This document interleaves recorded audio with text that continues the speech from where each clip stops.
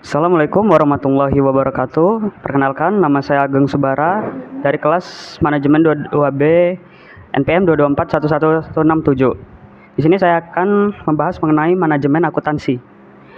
Manajemen akuntansi adalah proses perencanaan, pelaksanaan, dan pengawasan fungsi akuntansi dan keuangan dalam sebuah organisasi.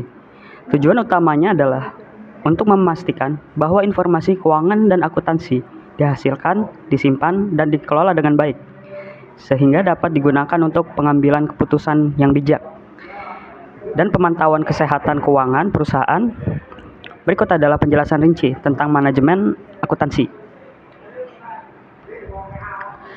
Manajemen akuntansi memiliki tujuan dan fungsi yang krusial dalam sebuah organisasi.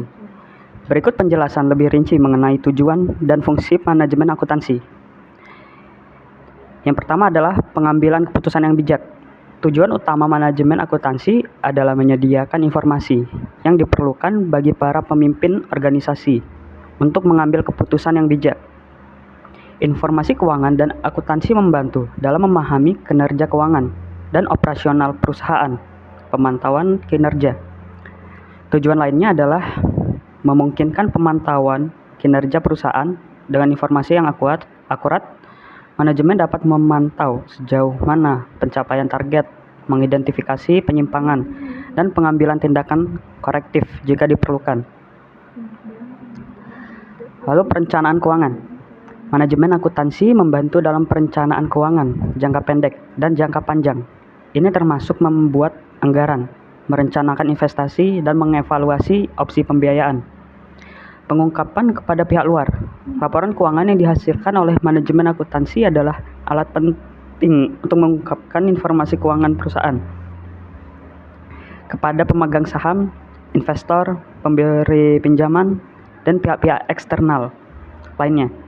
Kepada kepatuhan hukum, manajemen akuntansi bertanggung jawab untuk memastikan bahwa perusahaan mematuhi regulasi dan peraturan keuangan yang berlaku. Ini termasuk pemenuhan pajak dan peraturan akuntansi. Manajemen modal kerja. Salah satu tujuan penting adalah memastikan bahwa perusahaan memiliki modal kerja yang cukup untuk menjalankan operasinya tanpa hambatan. Fungsi manajemen akuntansi adalah pencatatan transaksi. Manajemen akuntansi bertanggung jawab untuk mencatat semua transaksi keuangan perusahaan, termasuk penjualan, pembelian, gaji, dan lainnya. Pengolahan data keuangan yang terkumpul harus diolah menjadi informasi yang dapat digunakan untuk pengambilan keputusan. Ini melibatkan analisis dan pengaturan data keuangan, penyusunan laporan keuangan. Fungsi utama manajemen akuntansi adalah menyusun laporan keuangan, seperti neraca, laporan laba rugi, dan laporan arus kas yang memberikan gambaran kesehatan keuangan perusahaan. Pemantauan anggaran. Manajemen akuntansi membantu dalam pemantauan anggaran perusahaan, membandingkan hasil aktual dengan anggaran, dan mengidentifikasi penyimpangan. Manajemen pajak. Ini mencakup perhitungan dan pelaporan pajak serta perencanaan pajak agar perusahaan dapat meminimalkan kewajiban pajaknya secara ilegal atau secara legal. Perencanaan investasi. Manajemen akuntansi membantu dalam mengevaluasi proyek-proyek investasi baru dan mengidentifikasi proyek yang layak dari segi finansial. Audit. Manajemen akuntansi mendukung proses audit internal dan eksternal dengan memberikan akses ke data dan laporan yang diperlukan. Lalu evaluasi kerja. Manajemen akuntansi juga digunakan untuk mengevaluasi kinerja staf akuntansi dan tim akuntansi serta memberikan umpan balik untuk perbaikan. Lalu manajemen utang. Ini melibatkan pengelolaan utang perusahaan, memutuskan opsi pembiayaan yang paling efisien, dan mengelola kewajiban keuangan. Perencanaan keuangan. Fungsi ini mencakup perencanaan keuangan jangka panjang dan membantu dalam merancang strategi keuangan. Lalu penilaian risiko. Manajemen akuntansi membantu dalam penilaian risiko keuangan yang dapat mempengaruhi perusahaan dan membantu dalam pengembangan strategi pengelolaan risiko. Dengan menjalankan tujuan dan fungsi ini dengan baik, manajemen akuntansi memberikan kerangka kerja yang kokoh bagi pengambilan keputusan keuangan yang efektif dan pemantauan kinerja organisasi. Lalu ada tugas seorang manajemen akuntansi. Yang pertama, melakukan analisis biaya. Analisis biaya adalah pendekatan sistematis yang dipakai untuk memperkirakan apa yang sekiranya dibutuhkan oleh perusahaan dalam suatu periode. Hal ini bisa bermanfaat untuk menentukan mana opsi yang memberikan pendekatan terbaik untuk mencapai manfaat dan bisa melakukan penghematan. Beberapa hal yang dianalisis dalam tugas ini diantaranya adalah proses transaksi, aktivitas perusahaan, dan persyaratan bisnis. Jadi, jika kita tarik garis besarnya, melakukan analisis biaya memiliki dua kegunaan yang bisa didapatkan oleh perusahaan.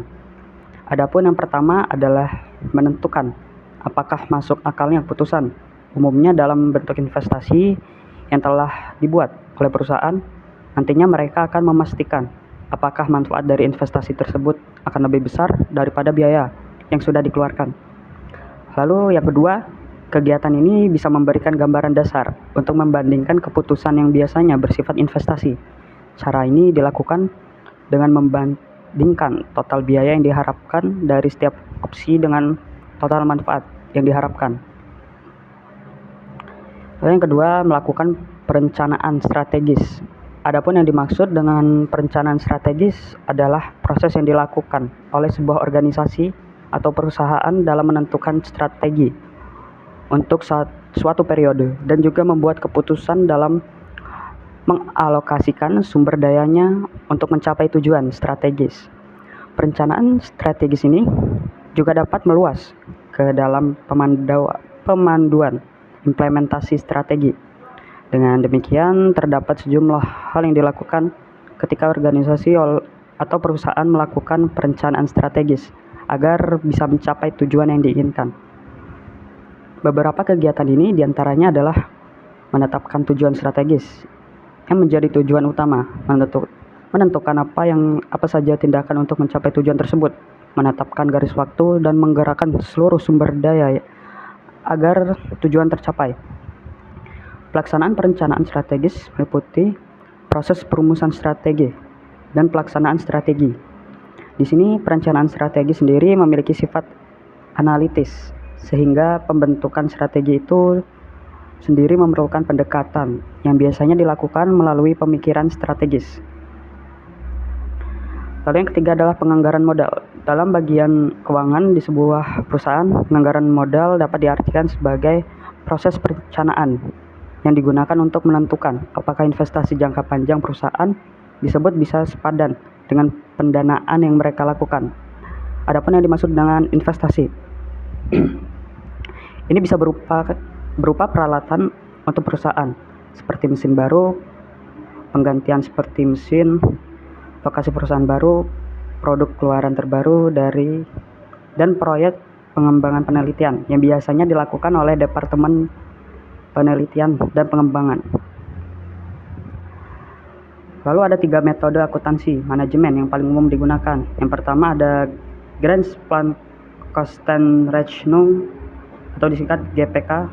Tujuan dari metode GPK ini yaitu untuk memberikan informasi dan analisis yang berguna, bermanfaat, dan pastinya akurat untuk para akuntan, serta dapat menguntungkan sejumlah pekerja seperti pengontrol kualitas, manajer proyek, dan juga manajer pabrik. Lalu yang kedua adalah akuntansi biaya.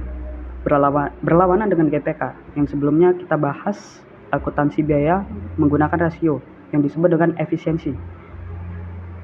Metode ini membandingkan tenaga kerja dan bahan yang benar-benar digunakan untuk menghasilkan produk dengan produk lain yang sama dalam kondisi normal.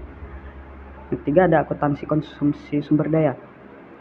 Keberadaan teori akuntansi konsumsi sumber daya ini dianggap menggambarkan pendekatan akuntansi manajemen yang dinamis, terintegrasi, dan komprehensif, dan mampu menyediakan informasi pendukung keputusan bagi manajer untuk optimal perusahaan. Sekian dari saya. Assalamualaikum warahmatullahi wabarakatuh.